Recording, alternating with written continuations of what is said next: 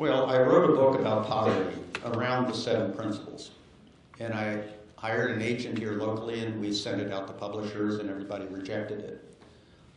So I said that, that was a lot of work down the drain, and I let it sit for about 1.5 years. And I started another organization called Invest in Outcomes. And then I met with somebody who I didn't really know, but I met through a third party, and said, go talk to this guy. He teaches at the Loft. He's a writer. He's a terrific guy. And I let it sit for another 3 or 4 months, and I finally called him up. And I sent him my manuscript. And in an hour, he told me what was wrong with it. And I agreed with him.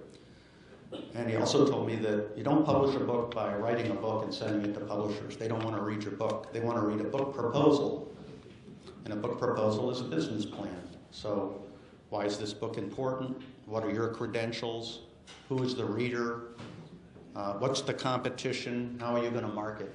All of those things, a long outline and only 2 chapters, just to show how you write. And so I did that. So the plan now is to give the book away?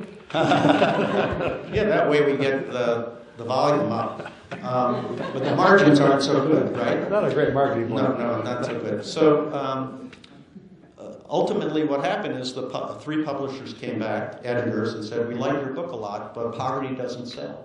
It's not going to be commercially viable for us.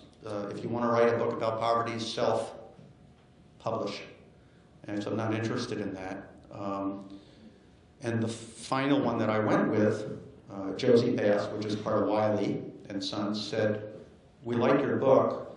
And the last chapter of your outline talks about how these principles apply to other social issues beyond poverty. Would you be willing to change the framework of it? And I said, I think that's a good idea. And that's what I did. What do you mean? You probably didn't think it was a good idea because they were changing what your little baby was. Did you really accept that as gracefully as you just said? Well, I went to see Father Michael O'Connell.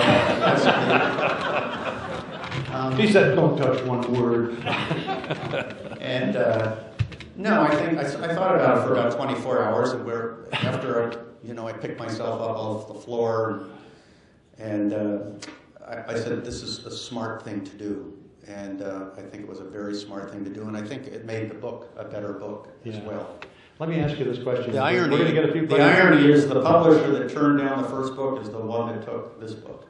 It was my first choice. So authors, don't lose the faith out there.